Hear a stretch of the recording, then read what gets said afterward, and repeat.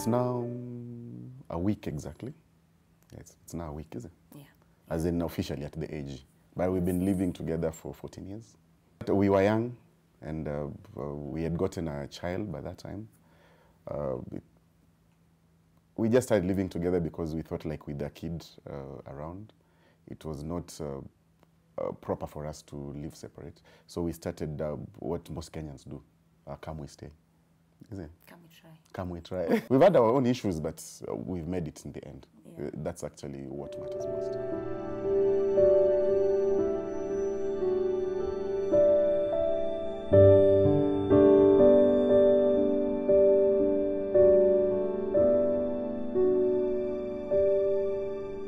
Everything had been prepared for me actually the previous day by her. We were all nervous that day.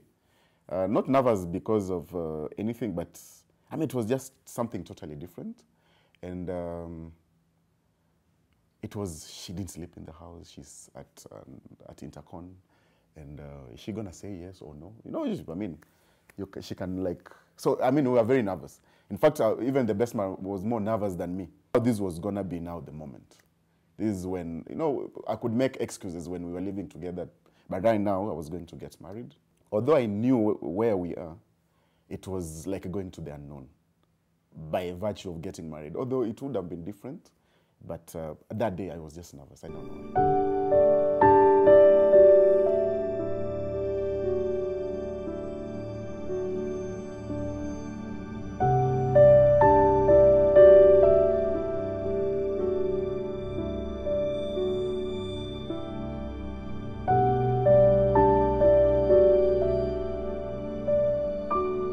We were supposed to be at the AG by 10 o'clock in the morning for the function.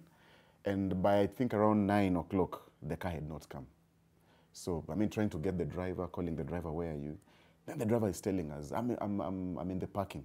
Then I got outside the house to see if the guy is in the parking. I looked, he wasn't there. But he kept on insisting that I'm in the parking and all that. But later when I asked him, exactly where are you? I'm at Intercon. I was waiting at the parking. So our friend, our just next door neighbor, gave us our car. Gave us our car. Then we took her car to Intercon, now to pick our car. Because we thought like if he leaves Intercon to come home, then Go would have gotten late. So we used her car to Intercon. Then from Intercon, we picked the car and we went ahead to the AG.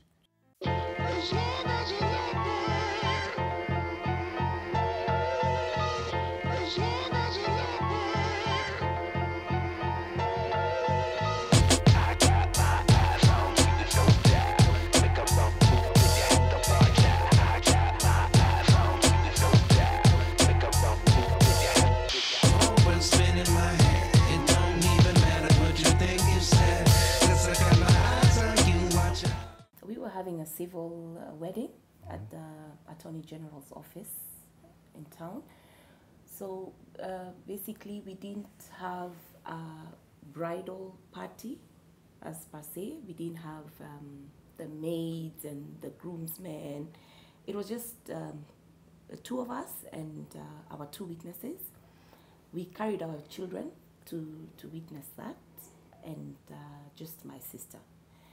Because they don't allow so many people into their chambers. I felt it was necessary for me to go and sleep in a different place because he said that he should not see me until the day. The morning of the wedding. Yeah. And we cannot possibly come from the same house in the morning. Although we've been living together, of course, for an eternity. But he said it would be bad luck if he saw me that morning before. My morning was very bright. I went down for breakfast. Make a wrong move and you lose, no doubt. It's scary. Yeah. You know it's scary. Yeah. I was very nervous. As well. Yeah, I was very nervous. The same lady who dropped them at Intercon, our neighbor, brought me a drink.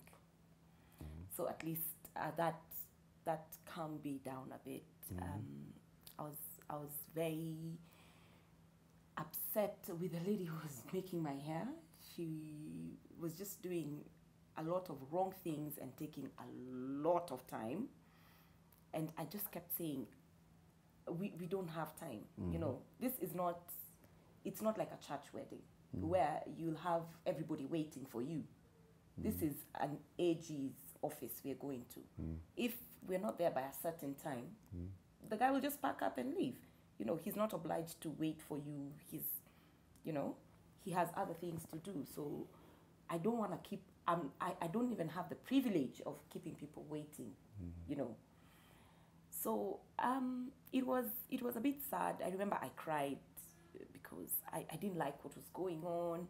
I seemed to be the only one who was understanding that, you know, this is not a church wedding. Can we just go to the office and we can have the whole day after that?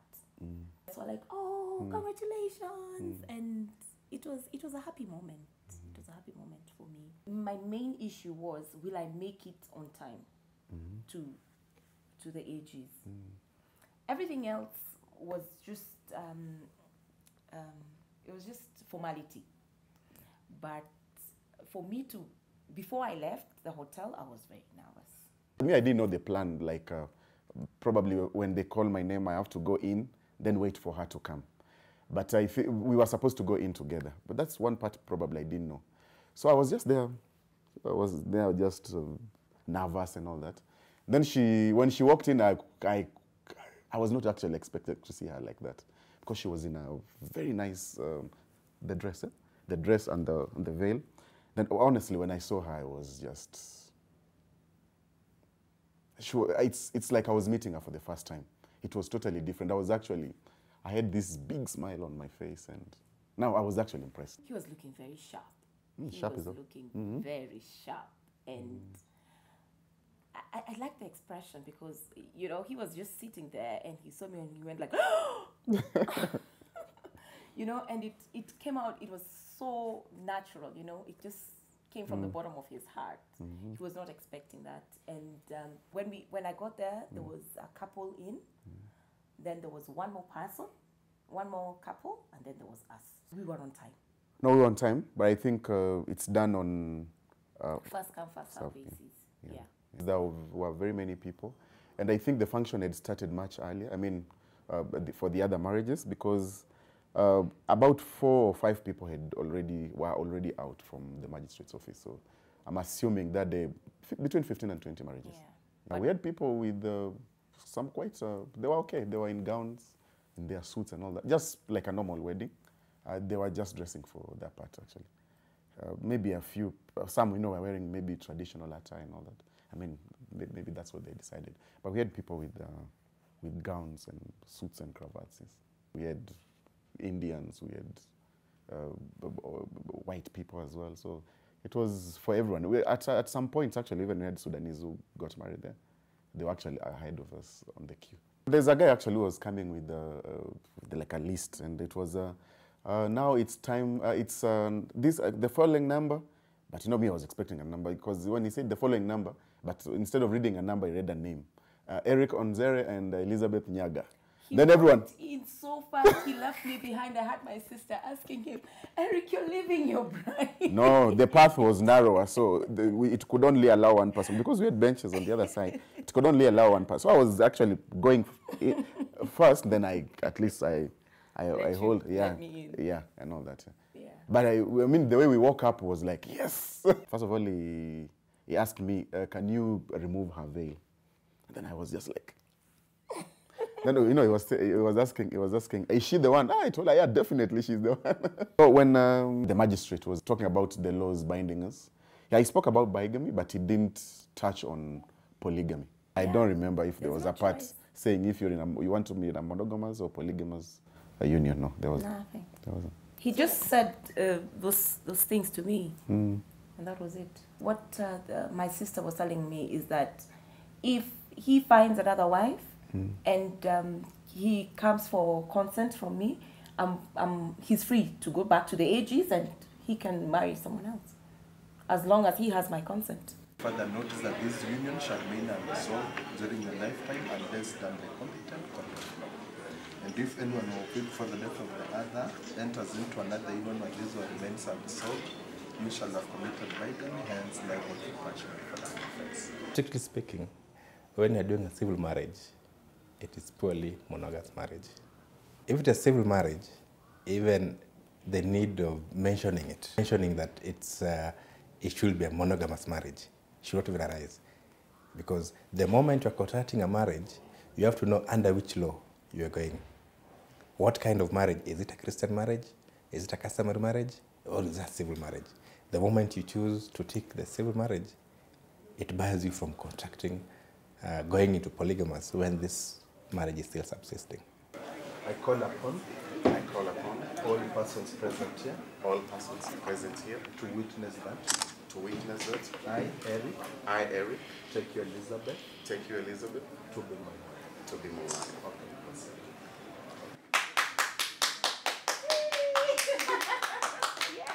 I call upon all persons present here to witness that I, Elizabeth, take you, Erick, to be my husband. Okay, that's it.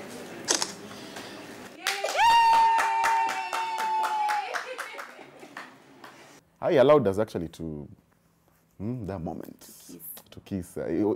For him, it was like you're allowed to kiss and hug and all that. So it was my time actually to kiss her. And after that, we went to the signing part of it.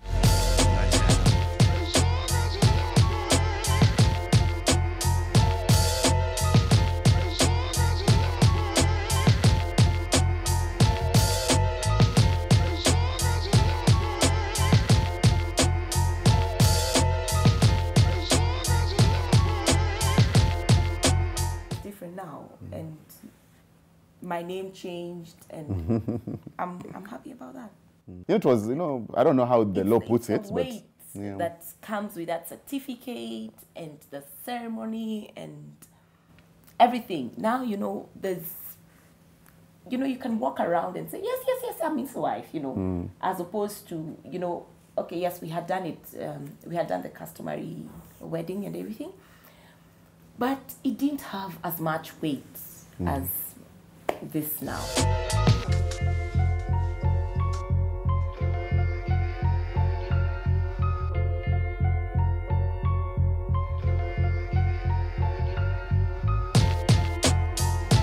Felt now we were one completely. Yeah, we came out as one now. It's a very short ceremony.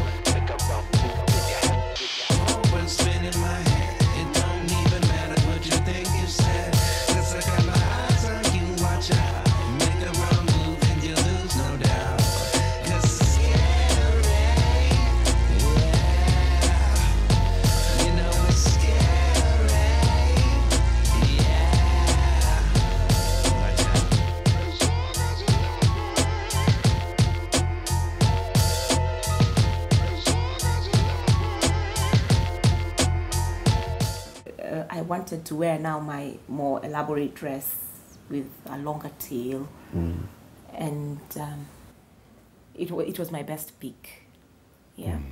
But it could not have worked at the edges because the tail was quite something. It was quite long.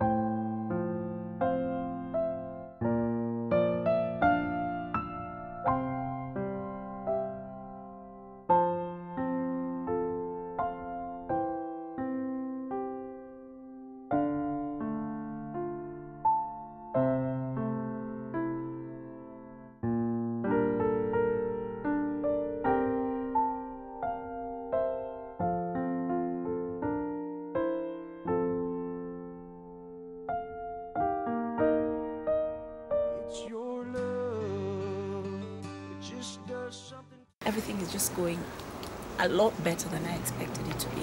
And our friends were waiting. We had a reserved area, small tent in the middle of nowhere. That's the beauty about the place. The Amazon. That was like a brunch. I'll call it a brunch because the main reception was in the evening as of 5. I'll tell you what happened to the parents. We agreed that we were going to have a very small wedding. AG. Okay? We told them about it. And I'll not call it a problem. But the truth about parents is there's no way my mom and dad are going to come from the village, 2 of them, for their daughter's wedding. My auntie will want to tag along, my uncle will want to tag along, and same thing. So we'll end up having a wedding of 200 people, 300 people. So we told the parents, listen, we've just come for the blessings. You know we already did the customary wedding. So we're just going to the AGs, we're going to get the legal paper, and that is it. Okay? And they gave, actually we were given, like from my side, I told my parents, and they told me, go ahead. That was basically the reason why, the parents didn't come, because we didn't want numbers. At least they were there with us. We were on phone with them, sending photos, and we were happy.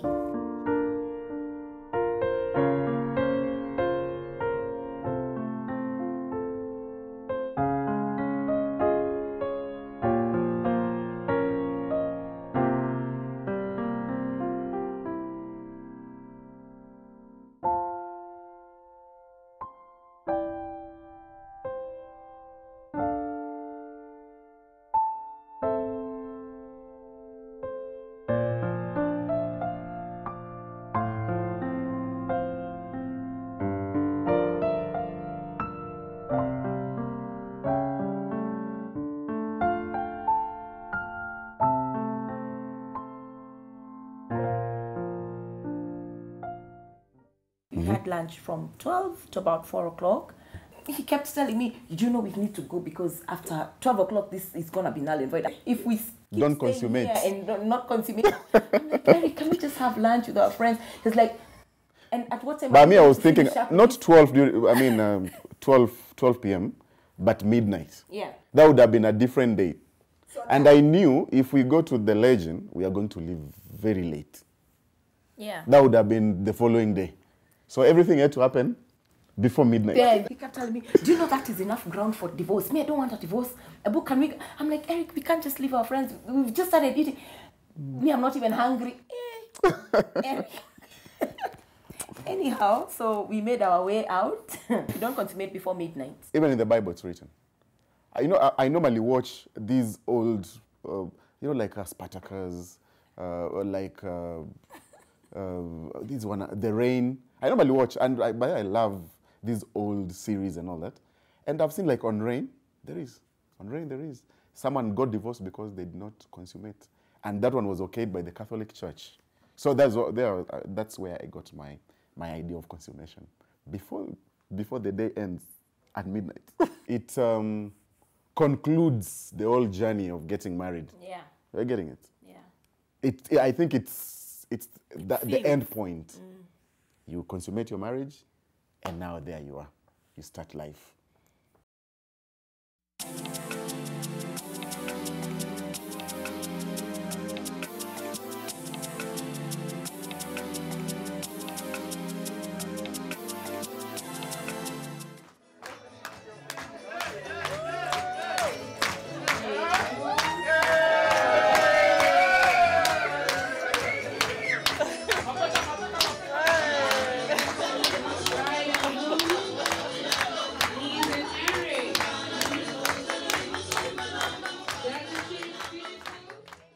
The place looked beautiful in pink and grey. And white. And white, yes. It looked very nice. And the cake was there looking beautiful. Mom and Dad, may your love always be as constant as the never-ending wave, flowing endlessly from the depths of the sea. Just as the waters touch and nourish the many shores of the earth, may your love be a moving sea between the shores of your souls. Just as there will never be a morning will never be a day without your love for each other. You have just sealed your relationship by giving and receiving of him.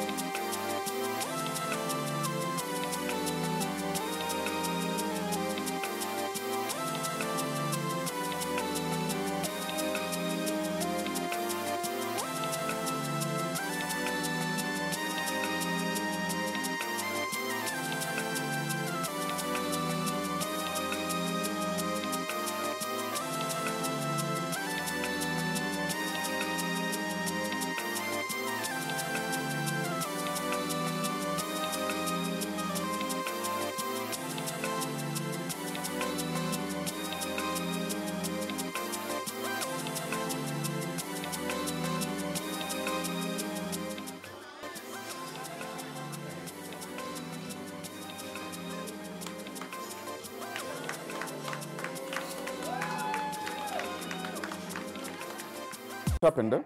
We had like about 5 crates of beer. Then, because me and my friends, we quite enjoy single malts, and I said we are only serving single malts. I mean, on every table there was like a bottle of something, and I think people enjoyed because at the end of the day, people were very happy. Very few people took wine, but there was beer and there was whiskey for everyone. Actually, the same year, in 1997, we met in 1998. That's when we met.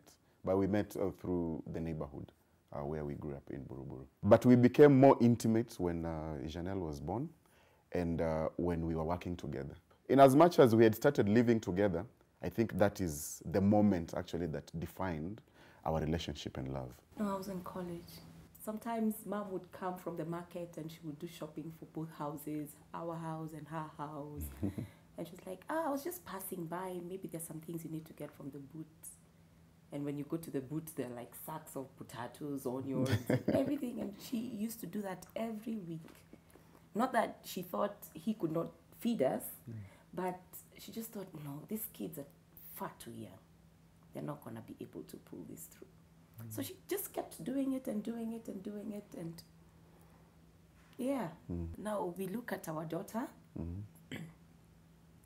and I cannot begin to imagine that she's 16 now. Going 16, she's 15. She'll be 16 in September. Yes. And I cannot begin to imagine that, you know, almost 3 more years. Yeah. Because I had her when I was 19. So in 3 years, I could start thinking of her as a mother. No. We did a very big, what I would call customary marriage. Yes. Where our parents were. It was something totally different what Nothing. people in that village had seen. Yeah. It was like, oh, you guys have finished everything. At my We did it in Embu, in Runyenjes. It was big, and the crowd, in fact, the crowd was bigger than probably the crowd we call at the wedding. Because for my dowry payment, ended up being 100 and... About 120. Yeah. 120, 150 people. We had a bus full of people from Kitale. Honestly, I would think we had involved them. With the customary marriage, all my relatives had come from Kakamega, from Vihiga, from Kitale, and Eldoret. They were all there. And all her people were there. Some from Belgium, from Mombasa, and Runyenjes, from Nyeri and all that. So all our friends, all our relatives and parents were there during the customary. She even wore a gown during that day of the customary. Remember? Yeah. A very nice gown as well. Not white, but yeah, like a Cinderella dress. Erick's plan was that we go to the AGs, and then from the AGs, just me, him, and the kids get away. We go to like Mount Kenya Safari Club or something for a weekend. In terms of accommodation, we're looking at about 200,000. I told him, instead of us, just the 4 of us going away, hiding, spending that money, same money we're going to spend buying lunch for our friends. Why don't we just, you know, get together with our friends and everything? I was like, yeah, that's a better idea. You plan for it. Definitely encourage people to, just get over and done with it, because there's nothing that's going to change apart from now you're legally there as husband and wife. And your union is being recognized by the state. I think that is very important. And you see again, I think most people fear weddings. And actually, I was in the same situation. When she could mention about a wedding, I could go, God. Yeah. The reason why actually we went for the AG was, me actually living outside the country. The issue of coming for marriage counseling at the church and all that. And I thought it would take actually me away from work. And we decided, let's just do something that will make us be recognized that we are married and all that. But given time, and if I was living around, I would have also done, given the chance, I would have done a church wedding. But we decided to go small, go to the AG, and just legalize our union, because we had been living together for a very long time. Erick has never been a fan of, big church weddings and everything. From the masses. Way back, he's always been telling me, no. Let's just do an AG wedding. And I'm on the other side. I want a big wedding, I want everyone to be there. So we decided, let's meet halfway, let's have an AG wedding, what you would like, then have a small ceremony just to celebrate with our close friends. And, we met each other halfway and we were both happy. Everything from the start until the end, it cost me $10,000, everything. I'm a planner, wedding planner, a successful student from Samantha Bridal. I was introduced to Liz by a mutual friend, she's my friend also. 2 weeks before her wedding, that's the time we met again. I wanted a very simple thing, an AG wedding, but I came in between because she just wanted to go to the AG, go to the tailor, do her wedding dress, which was kitenge, do her wedding and go home.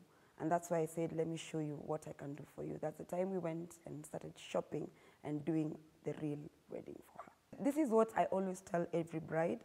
It doesn't matter. You can do a billion wedding, you can do 100,000 wedding, but it is your wedding. It's never repeatable. It is your day. It's something you have to show. It's something it's a legacy. You have to live with it. So this is what I told her. I told her, like, this is your wedding. It is your day. Don't just say it is just an AG wedding. It is your day. Let's do something you'll remember. Every bride dreams to wear a wedding gown. It doesn't matter what color, how it looks. At the end of the day, you call it a gown. That's why I told her, like, we need to do a wedding dress. We need to go white. What I did with Liz, I really took time to understand her. I understood, like, she wanted a church wedding. Her dream when she was growing up as a young girl, she wanted a church wedding. But because of so many circumstances, they couldn't go to church, and that's why we said she wants just an AG, she wants that certificate. And there's something she really insisted, I just want a certificate. And I told her, it's not just a certificate, it is your wedding. It is something you dream about. With the gown, everybody was like, wow. Because AG people, I think, take it very lightly.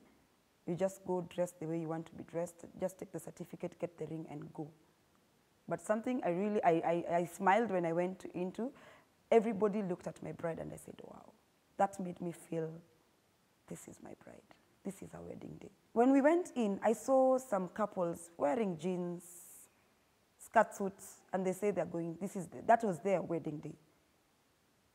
And when my bride looked at them, she gave me a smile because she really looked very different, very unique, and very smart. When their time came in, the officiant, he looked at them and gave them a wide smile. And this is what he said, wow, this is different. At one point when I saw you at the AG, I wish I would have done it otherwise. Church wedding and all that, but circumstances were different. That's why we decided to go for civil marriage. I understand. You understand? Okay. The advice I'd like to give to any couples who are going to the Attorney General office, don't just say it is a day. It is your wedding day. The certificate you're getting, it is a day. It will never be repeated again. Dress up for it. Take time to look smart for the sake of that certificate you're going to pick from the AG. That moment, you'll never repeat that moment again.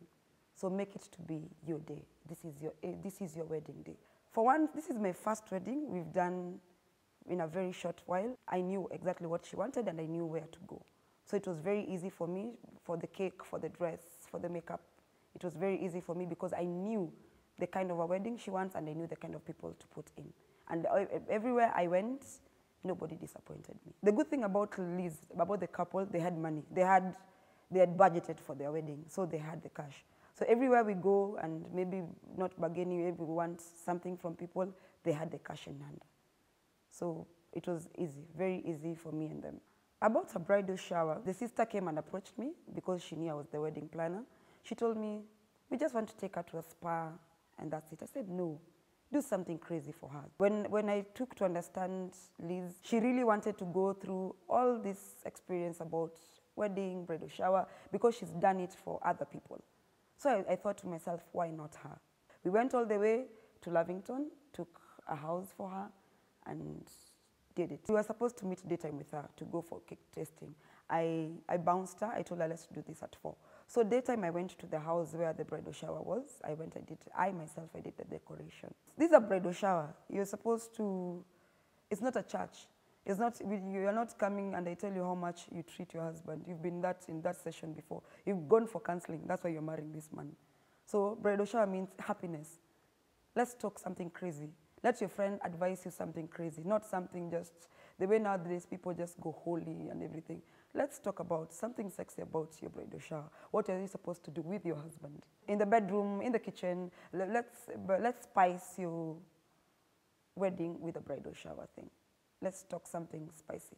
I hate this mentality people think, bridal shower, just sit down, a woman comes, talk to you how to treat your husband and everything. I'm 100% sure if you're marrying this man, you know what it takes. When I say spicy, it's like, let's talk something naughty. My bridal shower was quite something. On this day, it was on a Friday. And the previous day, the day before was my birthday. My wedding planner calls me and tells me, you know what? It just hit me that yesterday was your birthday and I didn't even buy you a drink or a gift or something. Why don't we go to Sankara for a drink on me? I was like, okay. She said, don't bring your car, just grab a taxi, come to my house, and then we'll go to Sankara from there. I was like, okay, fine. So we went to Sankara, had a few drinks, and she was so busy on phone. She was like, yeah, it's okay. Initially, she told me that we are going to meet somebody who owes her some money. Shortly, she tells me, imagine this guy has left. We got into a taxi and we went to Lavington. Getting there, she told me, you don't even have to come out, by the way. Let me just pick the money quickly and then we go. I was like, okay, so. Then shortly she comes. She's without her shoes. She was like, I'm like, Kwani, what's going on? She told me, just come. This guy has refused. This guy is telling me, Ati, oh, maybe, Suji, whatnot, and he doesn't know. I'm like, Kwani, I don't know, just come. You just telling me we're at Sankara and this is our bill because now he has to refund us this money that we spent at Sankara. So we walk into some house and it's dark and it's quiet. And she opens the curtain and there's a whole bunch of my friends who are like 30 people. And I walk in and I'm like, surprise! I was like, no.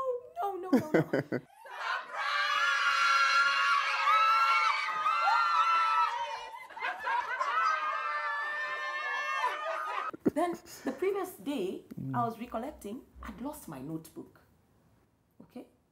On my notebook, I had numbers of all my guests, you know, all the people that were supposed to come to the wedding. I'd written their name and their number, Then I'm telling her, do you think we left our notebook somewhere? She's like, I don't know, maybe it's just in your car.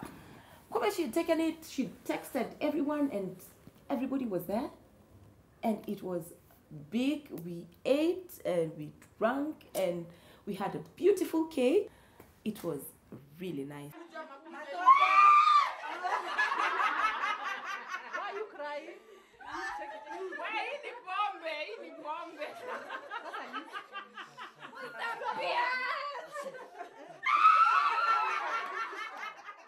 Now we got some male entertainers and they danced for the bride. And then I was brought for a seat to sit right in the middle of everyone else. Dancing. There's a circle. And I'm like, okay, what's going on? Then some two guys walk in. Like, whoa. And he comes straight to me and dances and he removes his shirt.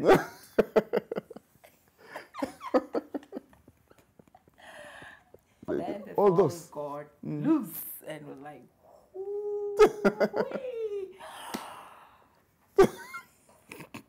You KO'd. well, at least I showed up for the wedding. The theme was a single malt wedding. So in the evening when guys were drinking, they were just drinking single malt. That was something very unique about them. You know, we've over the years, we've gone back and forth. About this actually. Yeah, about doing a wedding, I did not want to compromise what I want. Erick was not ready to compromise numbers in terms of a big wedding. And so it got to a point where I realized, okay, it's been so many years down the line, more than 10. And this man is not changing his mind. So I might just as well get on with the program, go to the ages, and yeah, maybe 20 years, 30 years, he might decide to throw me a big anniversary gift or something, or big anniversary celebration or something like that. But for now, let me just take what's on the table, because he's very stubborn as well. But something she doesn't understand, okay, apart from the small numbers that I wanted and not having a big crowd, I was financing this wedding from my pocket, as in 100%. So I was when she talks about a big wedding, I was worried. Where am I gonna get $1 million plus to finance this? I'm small fish, and I said there's no way I'll ask my friends to give me money for a wedding. Let me do it since I've decided to do it. Let me do what I can afford. So at the end of the day, we knew what we wanted. We were not doing this for the first time. I was not using a wedding to get her. We were already together. So what was more important was, first of all, to legalize our marriage, because we've lived together for a very long time. And it's like we were living in sin. Let's get it out of the way. It was small, but it turned out to be very